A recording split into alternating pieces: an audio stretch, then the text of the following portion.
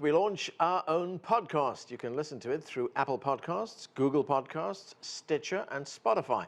We'll be covering stories from around the world, similar to those you see on this program, but we'll get a bit more personal and candid with our guests and correspondents. So if you're on the go, whether on the train, driving to work, or just out for a run, give us a listen and make sure to subscribe. Search online for CGTN and the Heat podcast.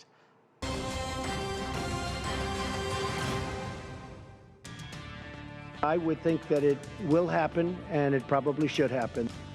US President Donald Trump reinforces his support for Brexit during his state visit to the United Kingdom. We will take a look at that, and also at outgoing Prime Minister Theresa May's legacy. Hello, I'm Anand Naidu, and this is The Heat.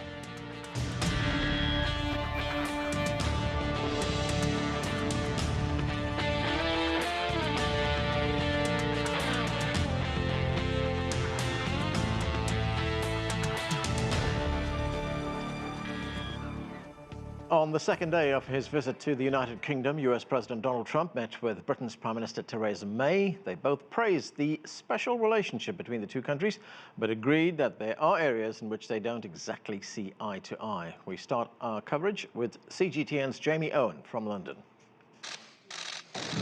If the first day of President Trump's visit to London was dominated by pomp at the palace and ceremony, well, the second day of the US President's visit has all been about politics. The outgoing Prime Minister Theresa May received the President at Downing Street earlier today for talks with her cabinet. The two then held a joint press conference. Today, we've discussed again the new and evolving challenges to our security, our values, and our way of life. We share the same view about their origin and our objectives in meeting them. But, like Prime Ministers and Presidents before us, and no doubt those that will come after, we can also differ sometimes on how to confront the challenges we face. As the UK makes preparations to exit the European Union, the United States is committed to a phenomenal trade deal between the US and the UK. There is tremendous potential in that trade deal. During that time, you can be pretty sure that wherever they were in central London, they would have heard the voices of the thousands of protesters who've been gathering around Westminster.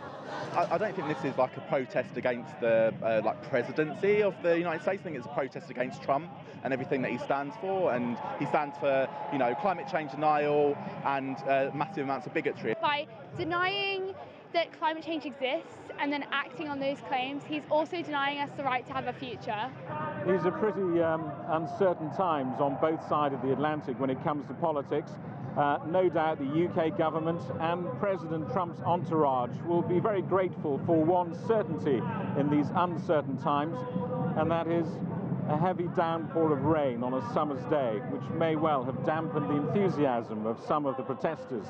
Jamie Owen, CGTN, Westminster.